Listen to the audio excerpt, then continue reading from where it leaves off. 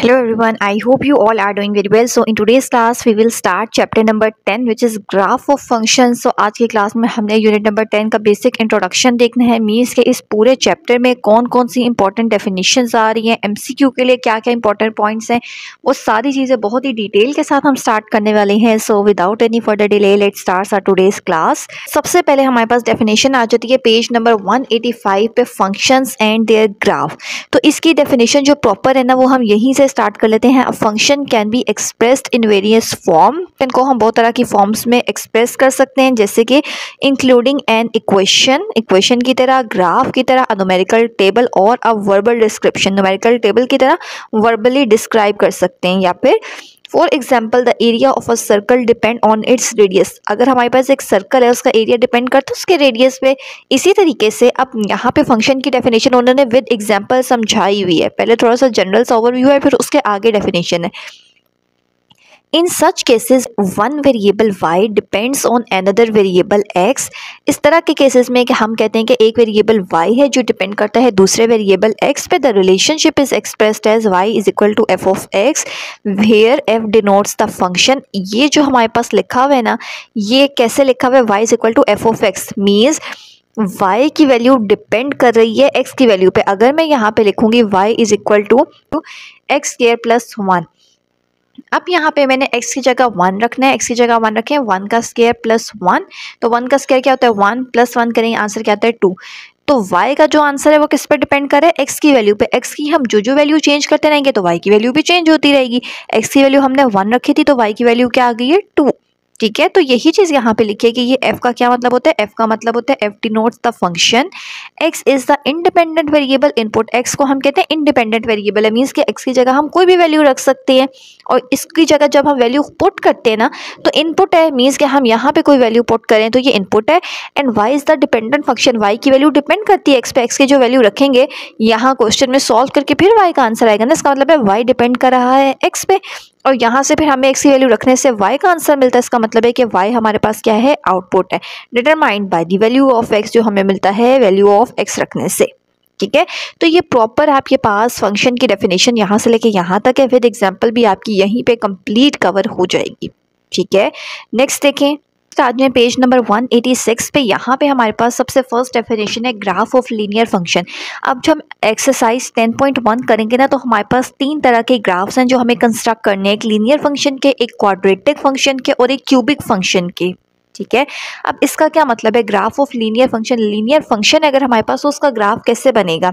Linear function कैसा होता है, ऐसा होता है, मीन्स कि अगर हमारे पास इस इक्वेशन में, इस फंक्शन में x की पावर हाईएस्ट 1 है, कोई पावर नहीं है ना, इसका मतलब x की पावर क्या है 1 है। ठीक है, तो ग्राफ कैसा होगा, a linear function is a mathematical expression that represent a straight line relationship between two variables. Linear function का जब भी हम कोई ग्राफ बनाते हैं तो हमारे पास एक सीधी स्ट्रेट लाइन बनती है। It's general form is f of x is equal to mx plus c।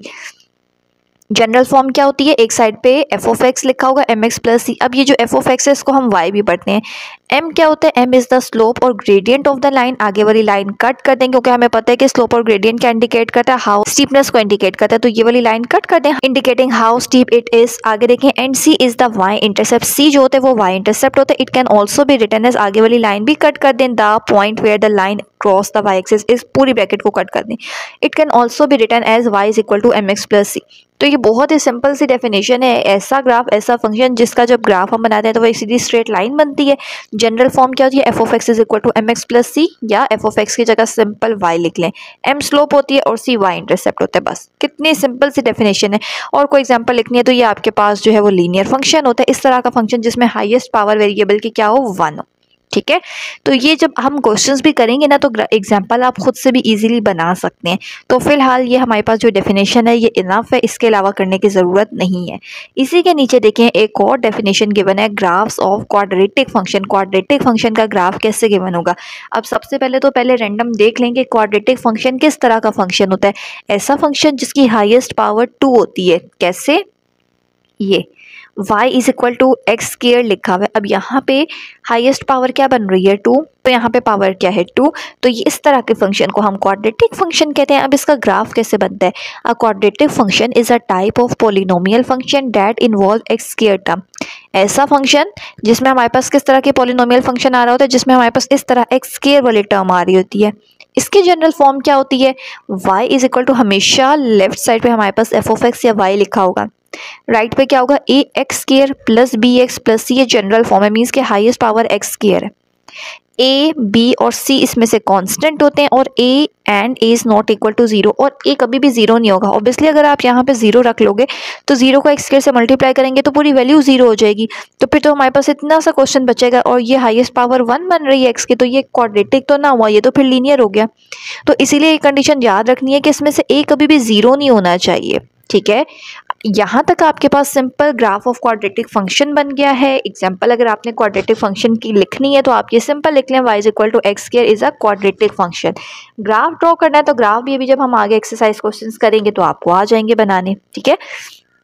अब इसी के साइड पे देखें, एक पॉइंट है, कीप इन माइंड, बहुत इंपॉर्टेंट पॉइंट है फॉर एमसीक्यू।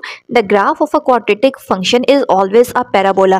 क्वाड्रेटिक फंक्शन का जो ग्राफ है ना वो हमेशा पैराबोला बनेगा। मीन्स क्या होता है parabola, if a is greater than zero, अगर हम a की वैल्यू पॉजिटिव ले रहे हैं, ग्रेटर देन जीरो का मतलब है मैं a की जगह कोई पॉजिटिव वैल्यू रख रही हूँ, कोई पॉजिटिव वैल्यू है 1 2 3 4, then the parabola opens upward like this. Quadratic function जैसे लीनियर फंक्शन का ग्राफ सीधी स्ट्रेट लाइन होती है, उसी तरह क्वाड्रेटिक फंक्शन का जो ग्राफ होता है ना वो ऐसे पैराबोला शेप होती है, ठीक है। अगर हम पॉजिटिव वैल्यूज ले रहे हैं तो पैराबोला जो है वो ऐसे अपवर्ड ओपन होगा, ठीक है। और अगर हम a की कोई नेगेटिव वैल्यूज ले रहे हैं, मीन्स कि अब हम कोई भी नेगेटिव नंबर ले रहे हैं, अगर a मेरे पास नेगेटिव आ रहा है, मीन्स नेगेटिव का मतलब जीरो से छोटी वैल्यू सारी नेगेटिव होती है ना, वही लिखा हुआ है। अगर a हम जीरो से छोटा ले रहे हैं तो पैराबोला हमारे पास कैसा होगा, नीचे की तरफ ऐसे डाउनवर्ड ओपन हो रहा होगा, ठीक है। तो ये भी बहुत इंपॉर्टेंट पॉइंट है, इसको भी मार्क कर लेते हैं ध्यान से। नेक्स्ट आ जाए पेज नंबर 187 पे। तो 187 पे हमारे पास नेक्स्ट डेफिनेशन आ जाती है ग्राफ ऑफ क्यूबिक फंक्शन। अब क्यूबिक फंक्शन किस तरह का फंक्शन होता है, जिसमें हमारे पास वेरिएबल की हाईएस्ट पावर आ जाए 3 like this, x cube plus 2x plus 1, इस तरह का अगर कोई फंक्शन गिवन है तो इस तरह के फंक्शन को हम क्यूबिक फंक्शन कहते हैं, जिसमें हाईएस्ट पावर क्या आ जाती है 3। तो डेफिनेशन देखें, a cubic function is a type of polynomial function of degree 3। ऐसा फंक्शन जिसमें हमारे पास फंक्शन की जो डिग्री मीन्स हाईएस्ट पावर क्या होगी 3। अब ये जो पॉइंट्स है ना ये एमसीक्यू के लिए भी याद रखने के, लीनियर में हमारे पास पावर 1 होती है, डिग्री 1 होती है, क्वाड्रेटिक में डिग्री 2 होती है, और क्यूबिक में डिग्री जो है वो 3 होती है। It's standard form is y is equal to a x cube plus B x square plus c x plus d. ये हमारे पास जनरल फॉर्म होती है, इसमें से a b c d कोई कांस्टेंट होते हैं, कहीं नंबर होते हैं 1 2 3 4 इस तरह, और a कभी भी जीरो नहीं होना चाहिए। अगेन वही वाली बात, अगर आप a की जगह जीरो पुट कर देंगे तो जीरो को जब हम एक्स क्यूब से मल्टीप्लाई करेंगे तो ये पूरी वैल्यू जीरो हो जाएगी। मीन्स कि हमारे पास इतना सा क्वेश्चन बनेगा हाईएस्ट पावर एक्स स्क्वायर वाली, तो वो तो फिर क्यूबिक ना हुई, वो तो क्वाड्रेटिक बन जाएगी, ठीक है। तो इसके लिए ये वाली कंडीशन याद रखनी है, ए की वैल्यू कभी भी जीरो नहीं होनी चाहिए। ग्राफ ऑफ क्यूबिक फंक्शन की डेफिनेशन आ गई है। इसी के नीचे इंपॉर्टेंट पॉइंट है वो देखिए रिमेंबर वाला पॉइंट। अब रिमेंबर वाले जो बॉक्सेस गिवन होते हैं ना वो ऑब्जेक्टिव के लिए बहुत ज़्यादा इंपॉर्टेंट होते हैं। The graph of cubic function is a curve that can have at most 2 turning points। और ये जब ग्राफ ड्रॉ करेंगे तो ये पॉइंट्स याद रखने हैं। क्यूबिक फंक्शन का जो ग्राफ होता है वो ऐसे कर्व शेप का होता है, और कैसा कर्व होता है जिसमें यूं करके एस शेप बन रही हो, ये 2 कर्व्स आ रहे हो, ऐसे ऐसे 2 कर्व्स बनेंगे, और एट मोस्ट 2 टर्निंग पॉइंट, एक ये टर्निंग पॉइंट है, एक ये टर्निंग पॉइंट है, ज़्यादा से ज़्यादा सिर्फ 2 ही टर्निंग पॉइंट होंगे। तो इस तरह के ग्राफ को हम देखने से भी बता सकते हैं कि ये क्यूबिक फंक्शन का ग्राफ है। It has a general S shaped appearance, देखने से पता चल रहा है ना ये एस लिखा हुआ है, इसकी शेप एस शेप की तरह होती है। And depending on the coefficient, अब ये अपने कोएफिशिएंट पे डिपेंड करता है, द शेप में वेरी शेप फिर उस पर डिपेंड करती है। Such functions are much more complicated and show more varied behaviour than linear and quadratic function. अब ये जो फंक्शन होते हैं ये बहुत कॉम्प्लिकेटेड टाइप के फंक्शन होते हैं। तो यहाँ तक हमारे पास तीनों डेफिनेशन आ गई है। नेक्स्ट देखें, नेक्स्ट आ जाए पेज नंबर 189 पे। नेक्स्ट डेफिनेशन आएगी ग्राफ्स ऑफ रेसिप्रोकल फंक्शन। अब ये सारी वही डेफिनेशंस हैं जो क्वेश्चंस करेंगे ना, तो अगर आपको ये पॉइंट्स याद रहेंगे तो ग्राफ ड्रॉ करते हुए आपको श्योरिटी होगी कि आपकी जो शेप बन रही है वो करेक्ट है या नहीं। अब रेसिप्रोकल फंक्शन कैसा होता है, ऐसा फंक्शन मीन्स के जो वेरिएबल है वो नीचे डिवीजन फॉर्म में लिखा हुआ है। अब reciprocal function is a function of the form, इस फॉर्म में जो भी फंक्शन लिखा है इसको हम रेसिप्रोकल फंक्शन कहते हैं। Like y is equal to 8 divided by x। अभी तक हमने जितने क्वेश्चन किए वो ऐसे था। लीनियर में y इज इक्वल टू ऐसे कर लेते हैं 2x, x ऊपर ही लिखा हुआ था। क्वाड्रेटिक में y is equal to 2x square plus x, highest power 2 थी। क्यूबिक में 2x cube plus x square plus 1 highest power 3 थी। रेसिप्रोकल में अब ये जो वेरिएबल है ये नीचे डिनोमिनेटर में चला गया, ठीक है।